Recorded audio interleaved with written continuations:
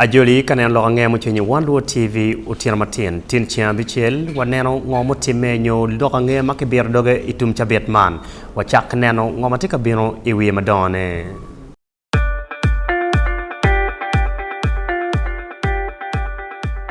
At least the one thing for now we can all agree on is the soap to use. He likes that it's big and lasts long. Anti-economy. I like that it keeps my skin smooth. Alina Echovu. And the children like that. It smells amazing. Everyone is happy. Movit soap comes in 4 fantastic flavors. Movit family soap is truly soap for the whole family. Movit. All day confidence.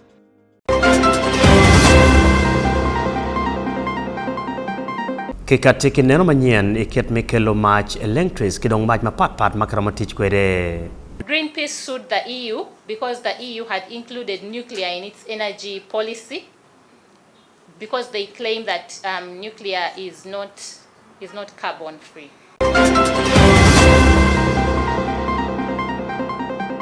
Kanya buj la bon piro futi permadit total ilobo Uganda. Individuals are not acquainted or given civic education to acquaint them with more knowledge that they are supposed to be produced in courts of law.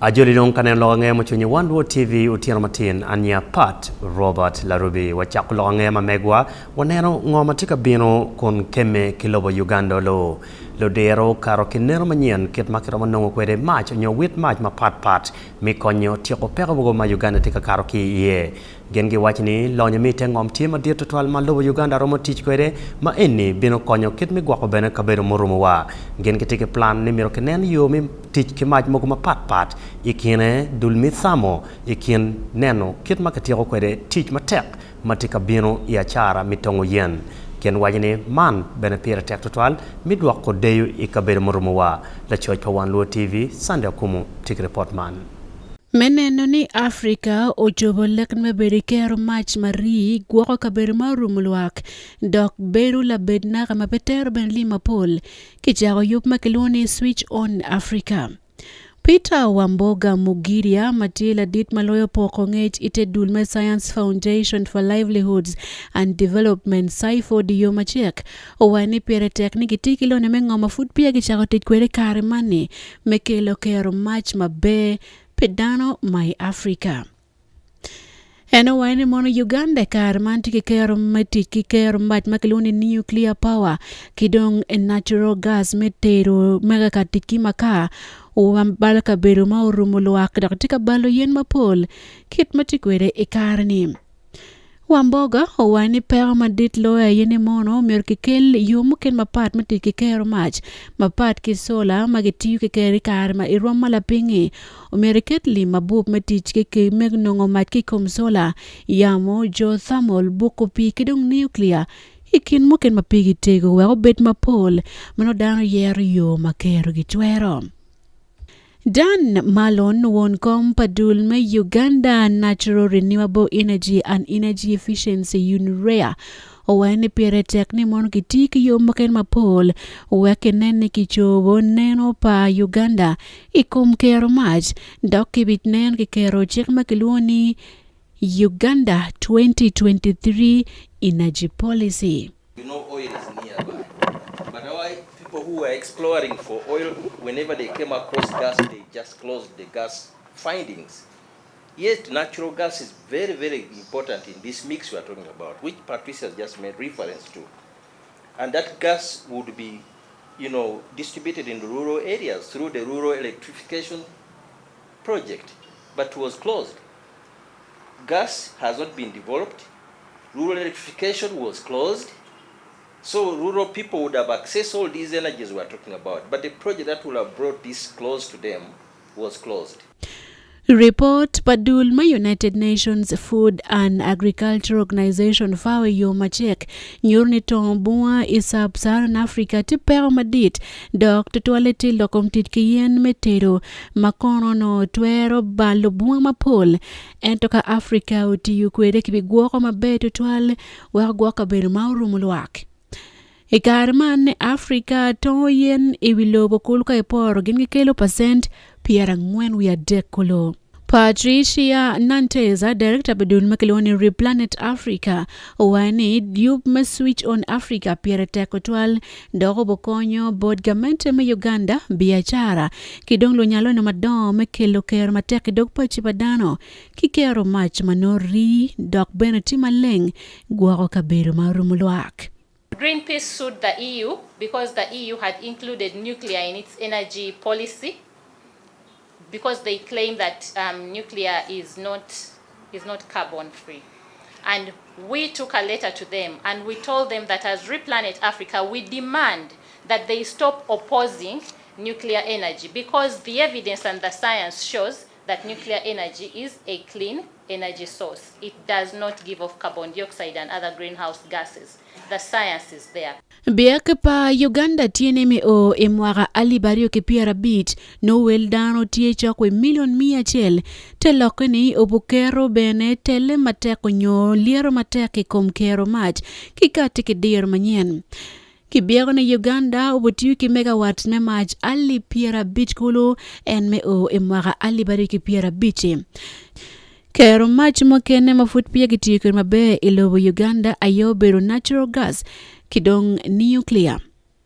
Ni woki keto li mabu benekom clean energy je mokene chalawe biomass kidong mokene mapole pere tekniki nene kijiyo kero palobo Uganda kitimo kwed matut kikati bene kedire mokene manyen mekelo kero mach marila bednaga gwaka berma rumulwak o weekend ping mapol dok wele yot pedano duju.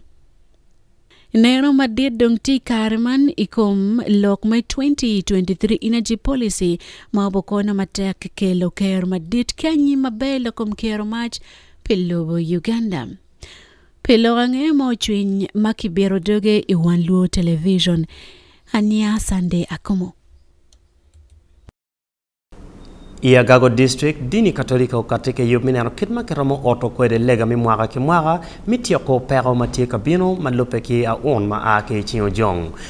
Od lega mi gulu Archdiocese Karachel ki Kotido Catholic Diocese ayegu oro lega man kungi wajene joario man nyodula rione mirgunen kitma gen gramo tich kwede Karachel chalo mego kilo mego. Da church pa Wan Luo TV Jonisano chakachon o lobo kolokman wanen matot kibot en.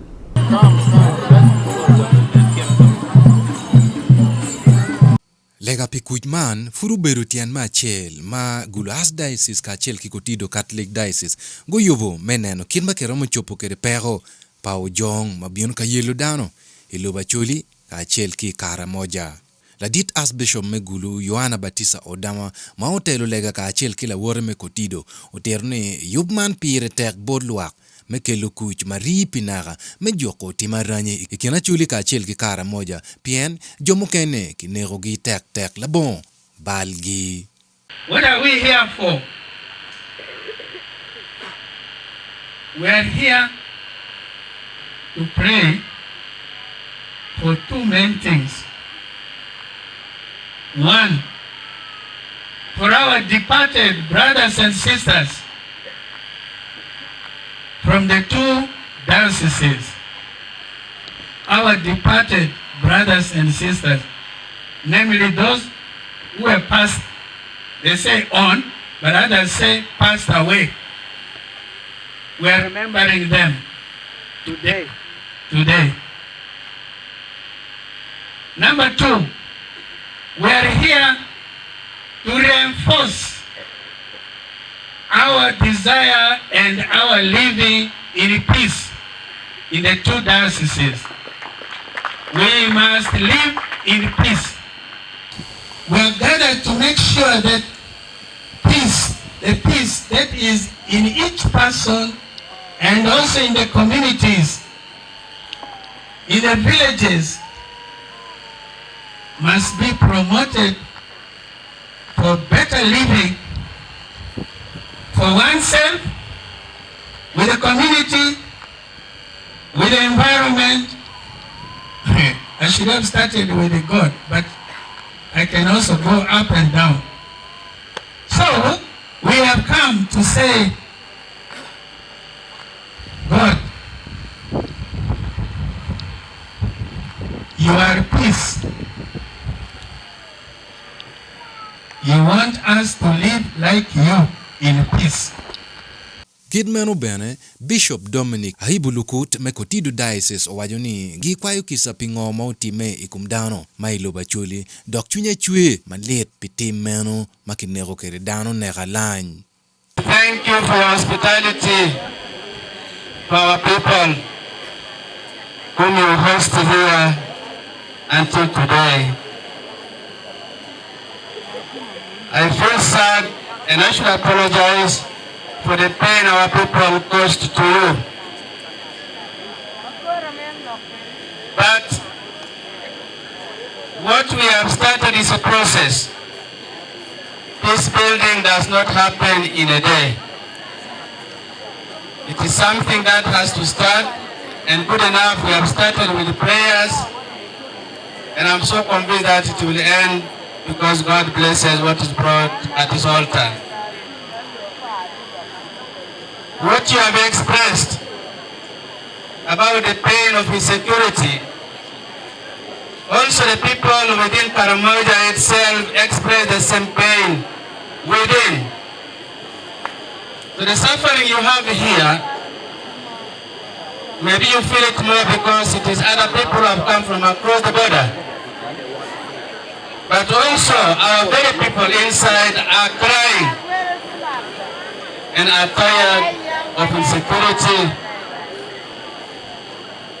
That has caused a lot of trouble. Jane Lugel Maaki Karame J Ikaramoja region, Dok Dano Mekutidu Diocese Unyuru Chwe Chwinye, Ni Dano Mapol, Guru Nyukwogi Kijami Mapol, Chilega Man Pire Tek, Bodgin Machalo, Luak Maaki Karamoja.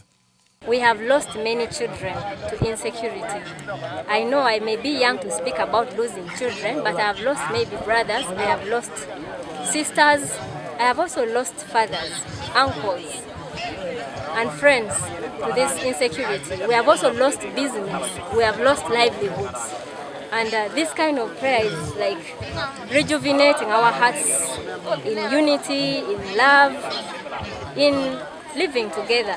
Kidmeno bene, Diji Magago District, Robinson Nok Kidega, Okatini Legaman Pire Tekpien, Obikelu Kuch Marie Pinaga, Ikin region Arioni. Wan machana choli la depo so chunwa perai. Wan ojolo, wan inaga wa fuwa choli. Yen wan chunwa lei, wamiru wa tunene inwa mekutiru. Opinu wa keja. Opinu kepa mabe. Kau miru diang gopa, opinu wei. Opinu nyom. Wan cholo nyom diang dano kulu, wachwal diang kulu. Pagi kwali. Eno ke bil ka kwala ne anda tie iromo ke robudon yang wapo bicara kutiru ene gina mera which very clear yang wapo bingolo kutiru kon koni lo pe bicara kutiru pe kutiru lo metian Karibedni kogotie ento Pire Tek Meyenyo Kuch Marie Pinaga Kin Mawon Koma Beach Magago District, Leonard Ujok, Wajo Kwede. Jo ina waro mero loke gini mo. Ginyo kaka jo aparo diang jo bino yaka kane. Ginyo kane kinti ye. Eri kechera kan loke mo kechera loke lo podiang. Kero rani ni eri kechera loka nga. Ala kin loke mo na kechera mer kechera boy. Kanselor jo ba aji ke duore. Ano no mero mer baro bidang no. Pero mero mero biri gano no ni gano tie. So ano mi dikala loke ikin jo na malo luenye dikom malo podiang. Pero na lo mo kon ko abi. Chuna ke no ko abi jo firu ko abi chitu ya gano ni nya ko ni. Rumbi ngoro pinye ni jo mo ki kutiru ma kin tin chai ma kin ngeo jo ne ba kwaro yang ma yo da jo no mo ki wa ka che ke lo ko ke ki tikin ka lo ko jo ne chino jo ne mi ke lo ke ki bien ka cha ka lo me la rin da di kutiru ko no ko be jo an be lo jo cha ko be kin be pe yo jo cha ne chi wa lo me be lo ke e to kwaro yang ki bien bi ngo Beatrice Akelo Akori, la chuma dago piluak me Agago District, dok Minister me Economic Monitoring, Office pa President, wajoni gamente tie katute me chopo peroman, dok lega o miero mete wekuch, uduogi kabero arioni. Wakati wa fua luba pigamatika timone ya Agago. Jo pa parotime. And now I take a look the president of Uganda no be Rachel Bene. The Karma complain of Berutek. Ulogo Lutera Mukun Makani Weng Ukeluel Lutera Manian. Itiro Manian Miro wa 4 division Kabanda the officers make it Manian over the period. The Miro wa 4 Gimatek. You actually want to get it for a down ballet and Lego the Pobale. I'm not taking block over. The beauty chapel, the thing I wrap up, you're not taking a make on your bit as bishop, the bit of Pigatimo. I think I wrap it to Joe. Think I look at me. You think I'm not going to get what I'm going to give me, then I'm going to get to the gang. Give me back to give them a part by the gang. Legaman dul mauti elokore aye justice and peace me dices arione me kelukuch mari pinaga nenoni timaranyi ogiki lobachuli ka chelge kara moja dog wat mabe o mete la bon ayela pi Wan Luo TV Johnny Sani Ochaga Chon Yagago district Kanya vuj potie perma dirtatwal kena nyoli mapat mi Uganda a report mo kati bodul mi Legal Aid Service Network nyurni percent piara bungwen wia bungwen tonna bungwen tie jomatika beri vuj mapiki kati kamunyolok komge atiati la pirida chiel matiu idul mi Legal Aid Service Network o wachi kuya pin tie ikin perma tie ka yelo dana madung tutwal magati vuj piem gen pigiramo katatiati kapenyo pitwerge piem bene pigingeyo ketamirano gen gichak kwede wanen matut I report man percent padano piara ngwen wia bungwen tonna ngwen ti vuj wala bon bunyo pidmo kaken ikomge joman gitie iraman igang buny mapat kun ki wache kitweyo gi nyoke gwako gi yangwija wala bon chako bunyo lokmo kaken ikomge report padul me Legal Aid Service Network nyurne pole gitie gang buny mapat kun bene wakumbeti kien fod gitie kaneno kit magitiro kwede koro matie komge jomo kenne ki wache dongo tiro mwagama aya rio mi oya dek wala bon munyilok makikati kwede kibor komge la pirida chelo wachi kuya piny ayewe ko dano tikalimo chan matektual igang jela. My submission would be that throughout our investigations, one of the root causes is ignorance, if I'm to tell it that way. Ignorance from these detainees, or most of our local population. Individuals are not acquainted or given civic education to acquaint them with more knowledge that they are supposed to be produced in courts of law in 48 hours. So in such a regard, they cannot even challenge police in that line. Two, impunity from some of the officers who are handling or manning these institutions. They well know that they are supposed to produce these suspects within 48 hours, but they just stand on their ground, especially in political cases. Ikachok kemeneno kit makiromo gonyo kwede jo man ngimalupe kingol mati kibenedong tuero gikamati ye. Lado widul mi Legal Aid Service Network Dr. Sylvia Namobero ulwogang kalmi pido kidongol mati neno kit makin giroma meto kwere lupirida mapat mitioko pero matie igale ibuch eno wachi pulkare pin kin pin mapat tika meto lupirida mikonyo dano aki ya on mi beri buch. So you'll find that the lawyers are in Kampala, they are in Mbarara, yes, they are in Gulu. Yes, you will not find them in Lamo, you will not find them in Agago, you will not find them a few in Kitgum like Uganda Law Society. When you go to the eastern Uganda, you will find them in Tororo, you will find them in Iganga, you will find them in Jinja, but you will not find them in the districts beyond. You will find them in Soloto, but you will find a few in Moroto. And you will find there one lawyer serving a population of thousands. One lawyer. The vulnerable are 80% of the Ugandan population that cannot afford free legal aid. Majority of the people in prisons, the youth, are the poor. They cannot afford services of free, practicing advocates. Pius Biriviona, Deputy Solicitor General Ochike kun mogone gen wigi po wili kum joma pat magete gang buj ma pat iteng peñ mate loboman. We need to explore how to ensure that once a person is committed, the trial process should commence within the shortest time possible. To this end, we support the judiciary's initiative to have daily hearings of criminal cases at the High Court. This has been made possible with the increase in the number of judges who have been recruited and other judicial officers. We now have more High Court circuits. Moreover, the DPP has also recently, because I had this, I think, in the remarks made earlier, has only recently concluded a massive recruitment of state prosecutors. This has been a major problem, and we acknowledge that. I am certain that these interventions will soon bear fruits in ensuring that justice is not delayed. It's a bigger issue. When access to justice, especially in rural areas, it's a bigger challenge. Even in urban areas, it's still a challenge, but in rural areas, it's even worse. The biggest solution we would have thought was the passing of the National Legal Aid Bill, which has been pending in Parliament for the last 4 or 5 years.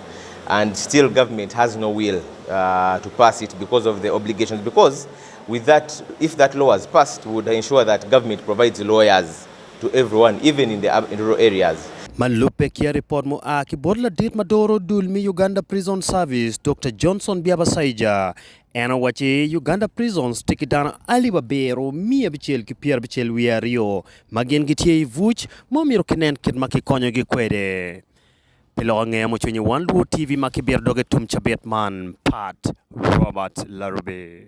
Medokcheni ya Choli Sub-Region, Minister Maloyo kumalame Uganda, Grace Freedom kuyuchunyo miyofonye matino irluak mitedero, magiti ya Choli Sub-Region, kit magen geramo beru kwere karachel, kelo lek diang man balalo.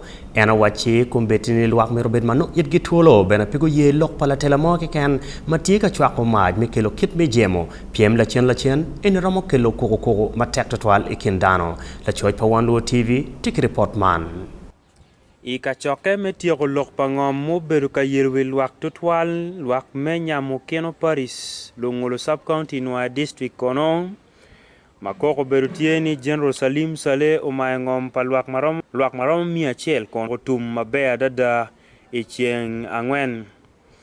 Ika choke me kero ching me winye mo timeki ya Naka Town Council matinwa district kono lo diro me district maikin ge ayej won koma beach dit madolok mengom kidongan mo berchaden madit loyo aye minister madolok me komalme Uganda man Grace Freedom kuyuchwing Geoffrey Onegalet mati won kom palo chung palwak mauno gitie ka donyi winye meno konom otero kit ma winye man otum kwere sikilwo wa wan tier option ariyo ko wa ni ma chalo lwa ka kitwa dwa wa chere ngom wa wano dare woti tikwe onyoga don ko chi don wano be wonyoro miere wa kono ke ni oberu public land wano nyoro miere wa o mier pedong riem wa chalo gwok o mero mier ke mini wa ke ma wa ke pitwa chi a ki winya eno ne chi ke mo ne ke mini wa ke ma pe ne kuno don ke wa dare the later be area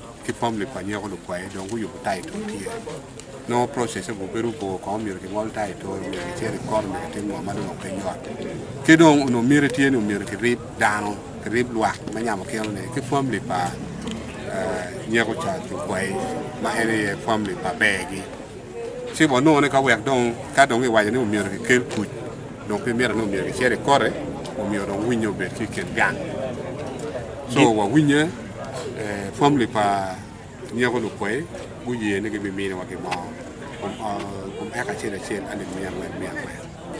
Anthony Okelo Nyero terni chul man kono giluoni convenience man chulu pe balokare endo pepe ngom pian ngom merno pepa luak mano gikokni aberga winyi press maduong ni ngom pingo ke chula le mia ngwen ken ngom eka chel pero ber ali mia ngwen eni pe ke chula pingom ke chulo yena giluoni ke lemoni inconvenience gien go chiar go donyi ngom mano do ngato ken do choy piereo Portland board ti dong pe kar mano en mag yo balo kar gini ene ke tika mini gi mo matiri wa gien unong ka beru gi kam ken ene ke tia chul gi ye ali mia ngwen ko mata chela chela ma gien ti ye ki yo ma lok mo pe complain mo pe one ma chal family pa le nyoro charge du koy because ngom mano ti registering NCL enterprises Materni nyero Charles Lukoy Enterprises. Iwa yom ni logenitien obini ya gitine. Grace Freedom kuyuchwin kono mati minister madol lok meko malme Uganda kono paro kit dor lokman. I want to thank you so much for this peaceful resolution of a conflict which has lasted many years. I want to thank Council because they are here to help us. When it gets difficult for us traditionally, when we sit under our mango tree or whatever tree, when it gets difficult, we have to get the council.